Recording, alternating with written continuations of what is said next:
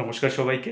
আজ আমি আপনাদেরকে নিয়ে যেতে চলেছি আমাদের প্রাচীন অবিভক্ত বাংলার একটি অসাধারণ চিত্রকলা, অর্থাৎ আর্ট এবং কালচারের একটি অসাধারণ নিদর্শন আজকে আমি আপনাদের সামনে তুলে ধরতে চলেছি। তো সেই স্থানটি যুগের কালক্রমে এবং প্রযুক্তিগত দিক থেকে উন্নতির কারণে আজ হারিয়ে যেতে বসেছে। তো সেই স্থানটিকে তো আমরা হারিয়ে যেতে দিতে পারি না। আজ আপনাদেরকে সেই স্থানটিতে নিয়ে যাব এবং বলবো আপনাদেরকে এই স্থানটির ঐতিহ্যটা কী এবং কিভাবে এই স্থানটি আজ দাঁড়িয়ে আছে কিভাবে।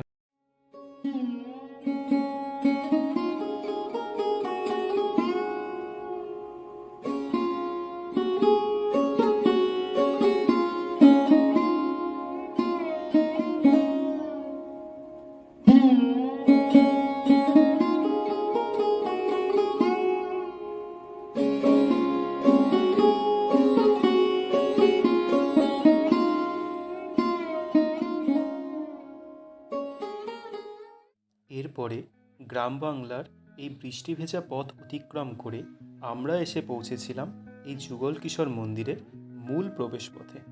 যদিও আমরা বাইকে করে এসেছিলাম, কিন্তু আপনাদের জন্য এই স্থানটিতে আসার জন্যে দুটি উপায় রয়েছে। প্রথমত এটি কিন্তু নদিয়া জেলার আড়ংঘাটা রেল স্টেশনের খুবই কাছে।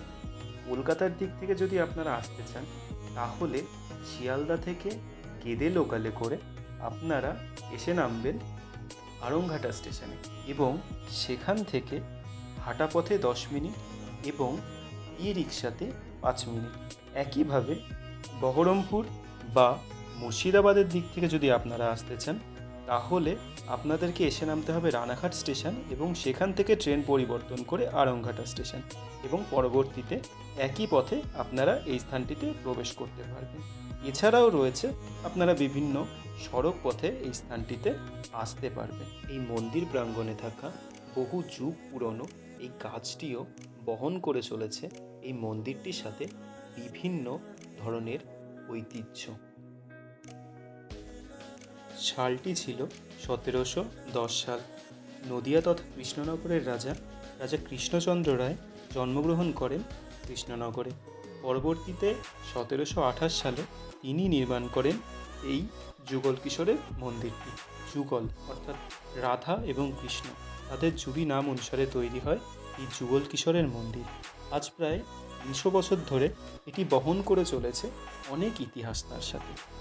সেই বাংলার রাজতন্ত্র, তার পরবর্তীতে ব্রিটিশ সরকার এবং বর্তমানের স্বাধীন ভারতবর্ষ, এছাড়াও অবিভক্ত বাংলা থেকে আজ এই বিভক্ত বাংলা, অনেক কিছু জড়িত আছে এই স্মৃতিটির সাথে বা এই মন্দিরটির সাথে অথবা এই স্থানটির সাথে।